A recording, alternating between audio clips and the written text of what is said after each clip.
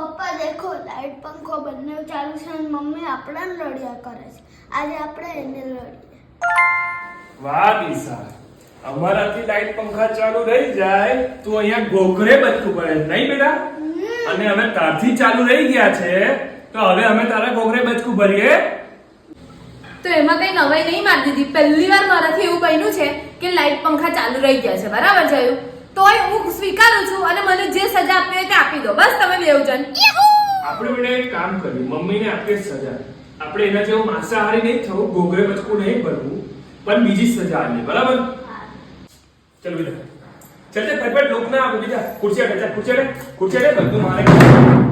જો ભદ્ર, આ પાટીઓની પીઠ પર મુકાશે અને જેવું પાટીઓ પડશે ને આપણે તમાચો મારવાનો એક. બરાબર? મારા પરથી વારો આવશે બધા. હા હા, અંગૂઠા પકડો.